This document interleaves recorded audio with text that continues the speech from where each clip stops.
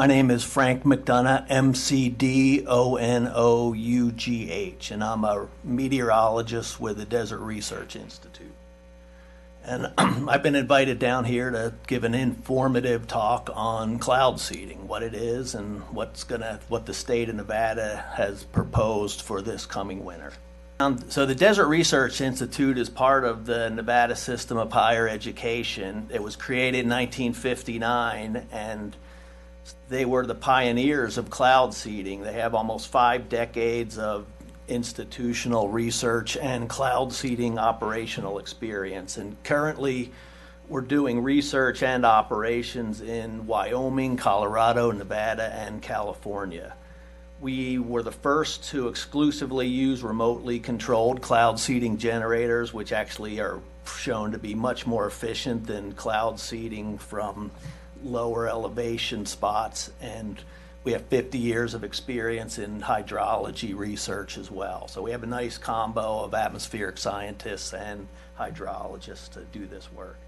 So what is cloud seeding? Well, cloud seeding is the modification of cloud aerosol or dust properties to produce additional snowflakes, snowfall, and runoff.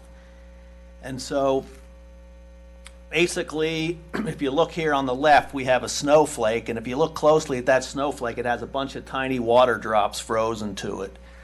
And clouds can actually have water drops below freezing. That's one of the principles behind cloud seeding, and I'll talk a little bit more about it. But basically, the idea is you create additional snowflakes. That leads to increased mountain snowpack, which eventually leads to increased runoff and water storage. And here's a cartoon showing how cloud seeding would work. This is showing what the project would look like from here in the Spring Mountains. So we've done some storms case studies, and we know that the storm winds are from the southwest in the winter. So the southwesterly flow would come over Pahrump. We have cloud seeding generators on the southwest flanks of the Spring Mountains. We'll have 2 generators. The generators burn a solution of silver iodide, which goes up into clouds, and those clouds then can become more efficient at producing precipitation over the mountains, and then the air moves off to the northeast and the cloud evaporates. So what do we do when we cloud seed? Well, we want to introduce ice crystals into these liquid water drop cloud layers with temperatures warmer than +5. Once we introduce some ice crystals, then we can create more snowflakes. The snowflakes will then fall out and create additional snowfall. And these 3 pictures sort of show the sequence. The lower left picture shows a freezing fog. Here we just have a cloud full of tiny water drops. Nothing's coming out of it. You introduce a couple of ice crystals in there, and all of a sudden that water is going to start to collect on the ice crystal and fall out as additional snowfall. The ways to do this cloud seeding, there's the one primary method is using silver iodide. Silver iodide is active at about temperatures colder than 23 Fahrenheit, and that can be done from the ground. Sometimes it's done from the air as well. What is silver iodide? Well, silver iodide is a naturally occurring rock, and the reason they use it for cloud seeding is that its molecular structure is really similar to ice, so it's really efficient at creating ice crystals where many dust particles in the atmosphere aren't that efficient. So here's just a picture of a silver iodide rock. So this is what cloud seeding materials made of, and like I said, it has a lattice structure similar to ice. It creates ice crystals at temperatures that are warmer than many other dust aerosols, and it's safe for the environment. Does cloud seeding have any significant negative environmental effects? So the first thing, I showed you what the silver iodide rock looks like. So we're releasing aerosols made of the silver iodide. When the silver iodide goes up, helps form ice crystals, and then comes down, it remains a solid the entire time. So it's just a piece of dust going up and coming down.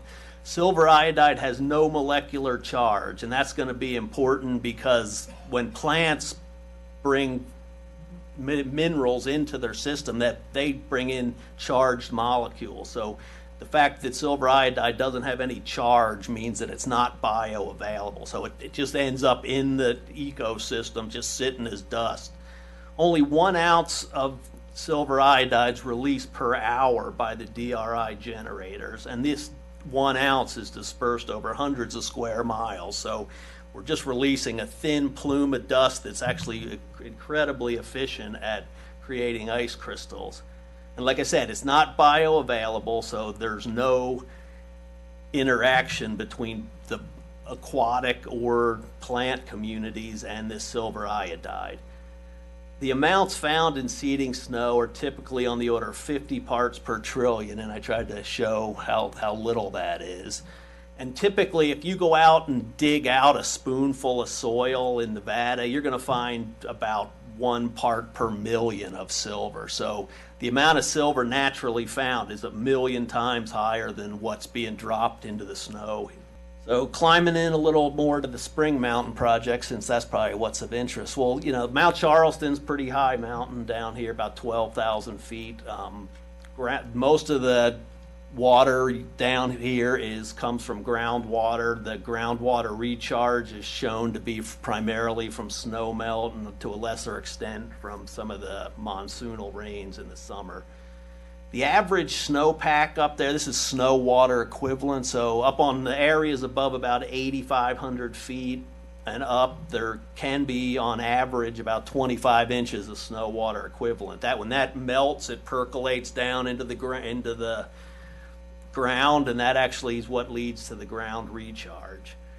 So in 2000, this upcoming estimate that if it's a normal winter, we could probably put 2 to 3 feet more water up there, or 2 to 3 feet more snow, which would be about 2 inches to 3 inches of more snow water equivalent. Here's Mount Charleston, up a shot of Mount Charleston. You can see the generators, and there's the 2 sites where we're going to be seeding from to the southwest of the mountain, and we're hoping that's going to be a good start. We'll probably get better at it as if the project extends, but that's what we're looking at for this winter, seeding from those 2 locations.